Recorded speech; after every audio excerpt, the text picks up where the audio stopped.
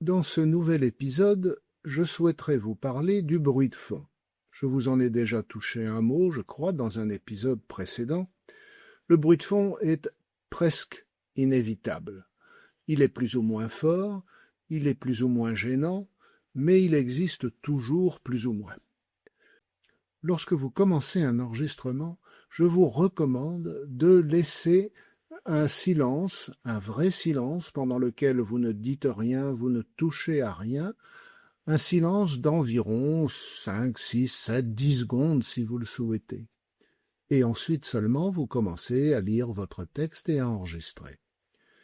Dans ce silence que vous avez enregistré de quelques secondes, vous allez pouvoir constater, soit à l'écoute, soit en regardant le diagramme enregistré qui apparaît sur l'écran d'Audacity, vous allez pouvoir constater que la courbe n'est pas absolument plane et que vous entendez un petit chointement ou un petit bruit en arrière-plan.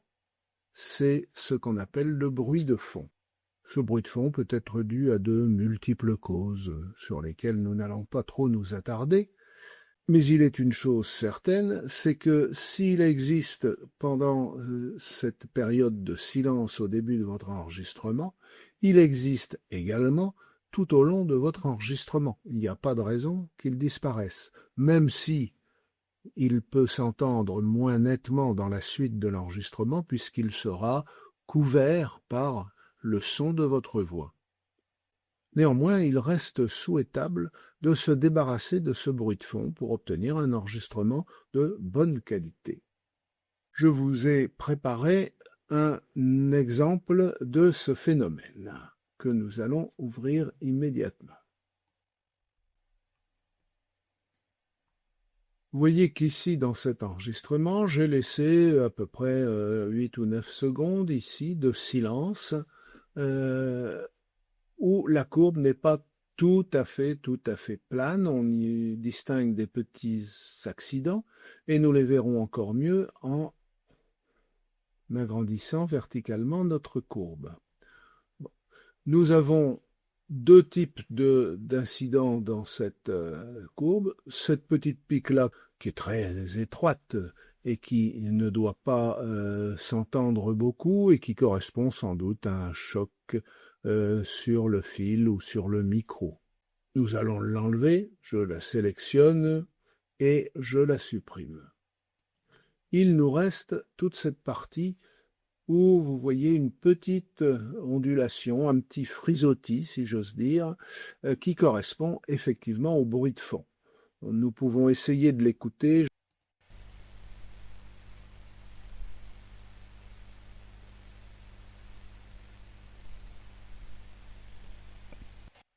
Voilà, je ne sais pas si vous avez entendu quelque chose. Moi, je peux vous dire qu'au casque, on entend très nettement un petit grésillement tout au long de ce silence. C'est du bruit de fond. Et ce bruit de fond, eh bien, il n'y a pas de raison. Il existe également sur tout le reste de la piste, même si on ne l'entend pas très clairement. Comment nous débarrasser de ce bruit de fond? Eh bien, c'est assez simple puisqu'il existe un effet qui s'appelle réduction de bruit, c'est-à-dire exactement ce que nous voulons. Alors, comment nous allons utiliser cet effet? Eh bien, dans un premier temps, nous allons sélectionner justement une partie de notre courbe où il n'y a que du bruit de fond, de façon à en prendre en quelque sorte une photo pour savoir ce que nous devons enlever sur tout le reste de la piste. Donc, ici, j'ai déjà, pour vous le faire entendre, sélectionné cette partie qui ne contient que du bruit de fond, puisque j'ai enlevé la partie, le petit choc qu'il y avait sur le micro, et je vais, ayant sélectionné ce tronçon de courbe, aller dans les effets, réduction de bruit. Là, il y a deux parties dans l'écran qui s'affichent, la partie haute avec le bouton « Prendre le profil du bruit », et la partie basse où nous allons effectivement faire la réduction de bruit. Nous allons commencer, après avoir sélectionné donc cette partie ne contenant que du bruit, par cliquer sur ce bouton, prendre le profil du bruit, c'est-à-dire en quelque sorte en prendre une photo. C'est quasiment instantané, voilà, c'est fait. Et maintenant, je vais sélectionner la totalité de ma piste, puisque c'est sur la totalité de la piste que je veux supprimer ce bruit. Ayant sélectionné la totalité de ma piste, eh bien je vais retourner dans Effet, réduction de bruit, mais cette fois-ci, je vais appliquer la partie inférieure. Alors, les valeurs qui sont ici, réduction de bruit en décibels, sensibilité, adoucissement de fréquence, sont pas tout à fait les valeurs que vous avez sans doute par défaut en réduction de bruit, c'est-à-dire sur le premier, la première fenêtre ici, vous avez sans doute 6, moi j'ai mis 12 pour avoir une réduction un petit peu plus agressive.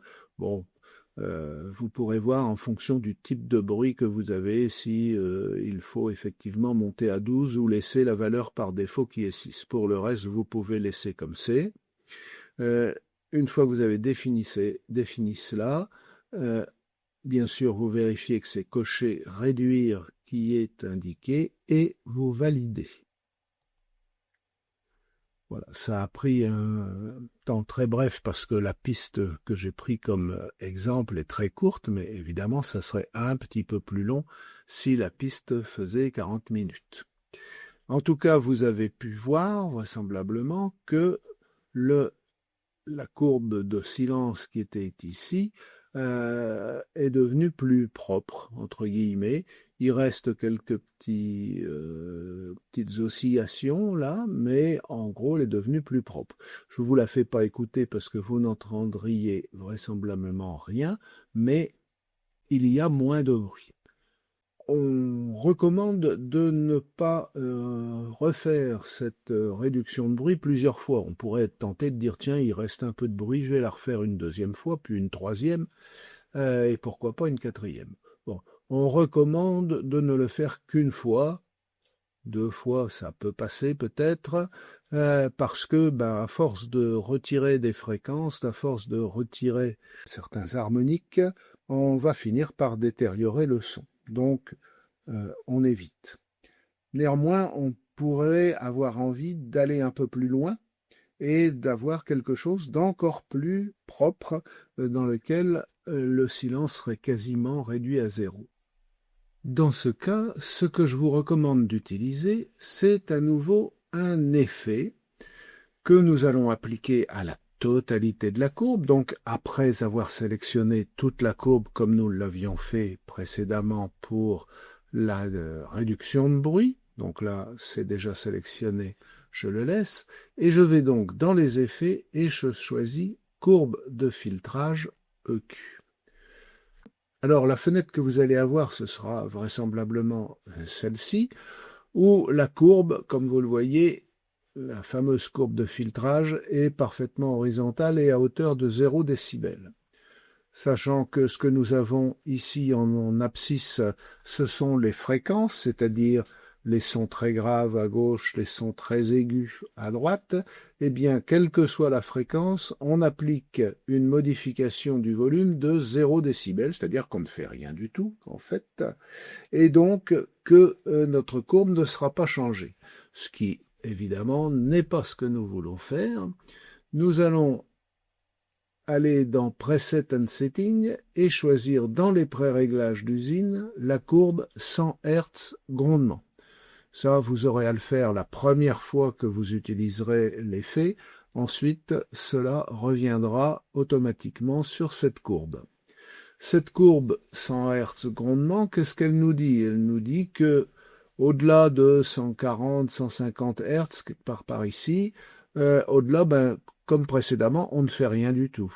Donc toutes ces fréquences-là, les aigus et les moyennes, ne sont pas changées. En revanche, les fréquences inférieures subissent une amplification négative plus ou moins forte. En dessous de 60 Hz, elles sont ramenées à 0. Entre les deux, c'est progressif. Et c'est pourquoi cette courbe s'appelle 100 Hz grondement, parce que à partir de 100 Hz, il y a une forte diminution de l'amplitude sonore de ces fréquences, c'est-à-dire qu'on a supprimé ou atténué fortement les fréquences très basses qui correspondent justement à un grondement, à des craquements, des ronflements, vous appelez ça comme vous voulez, et qui constituent l'essentiel de notre bruit de fond. Donc après avoir appliqué ce filtre, nous n'aurons plus de basse fréquence. Donc c'est ce que nous allons faire tout de suite, appliquer. Voilà, là aussi, comme la piste est très courte, c'est quasiment instantané. Et ce que nous voyons, c'est que, du coup, la portion de silence que nous avions au début et qui était un peu entachée de bruit de fond, eh bien, est devenue maintenant complètement plane et que, vraisemblablement, on n'entend plus grand-chose lorsque on écoute cette partie-là. Et accessoirement, on peut constater aussi que le fait d'avoir ainsi débarrassé des fréquences basses et du bruit de fond notre courbe, nous voyons apparaître un peu plus nettement que précédemment des petits accidents tels que ceux-ci qui se trouvent là entre deux pistes. Je vais grossir un peu par ici pour voir un peu plus clair. Vous voyez ce type de forme d'onde. Quand nous l'écoutons, nous entendons un gros soupir et ça correspond en effet à une reprise de respiration. Je vais vous faire écouter un tout petit bout du texte. Part de celle que j'appelle ma petite Delphine, bien qu'elle mesure 1,78 m. Nous vivons ensemble depuis plus de 30 ans. Voilà, vous avez entendu entre deux phrases ou deux parties de phrases cette prise de respiration qui peut être considérée comme un peu gênante si elle est trop forte et si ce phénomène se reproduit très fréquemment dans la lecture. Donc ça, nous verrons dans l'épisode suivant ce que nous allons faire, quel traitement nous allons réserver à ce genre d'incidents si nous voulons les supprimer ou au moins atténuer leur effet désagréable. Voilà, nous avons vu dans ce court épisode comment nous allions obtenir un enregistrement débarrassé d'un certain nombre d'imperfections, essentiellement des bruits de fond et des ronflements.